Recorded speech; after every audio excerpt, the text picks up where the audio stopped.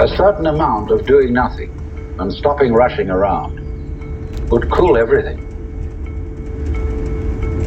But also it must be remembered that passivity is the root of action.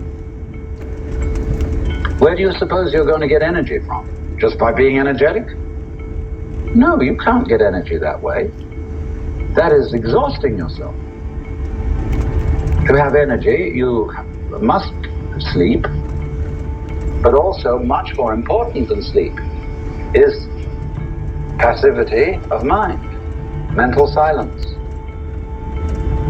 You can't, as I tried to explain, be passive as an exercise that's good for you. You can only get to that point by realizing there's nothing else you can do. So for God's sake, don't cultivate passivity as a form of progress. That's like playing because it's good for your work. Also, you get soft. You're not on the qui-vive.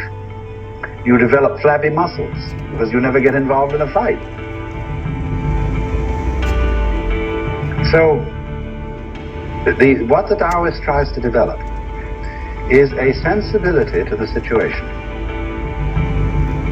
He tries to feel out intuitively what kind of action is required under these circumstances, because he feels that he can never discover it analytically with his conscious attention alone.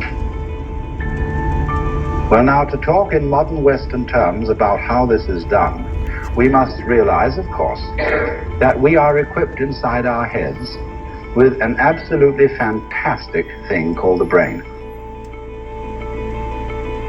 With its millions and millions of neuron cells, it is, as it were, the most amazing computer ever devised. Basic to the Taoist attitude to life is that you have that within you, and you may, if you don't know anything about brains very much, call it intuition or something of that kind. But you have within you the most amazing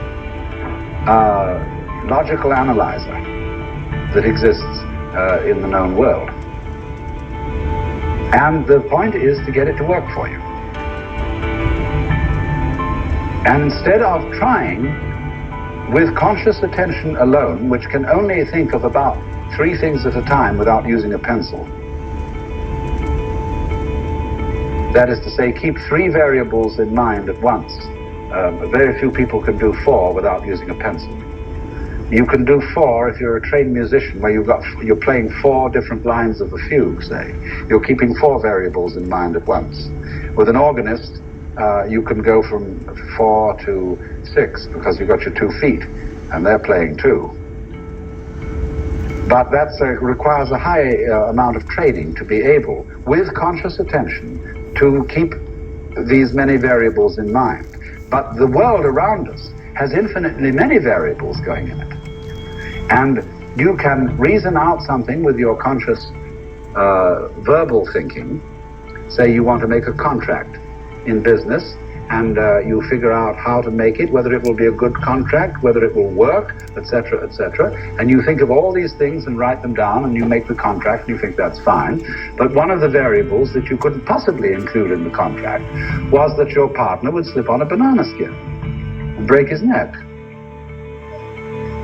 All sorts of things. I mean, the contract might make provisions in it if your lawyer was thoughtful for what was to be done under the case of the disability of any of the parties thereto, etc. But eventually there are so many possibilities that can occur that you cannot think of them all.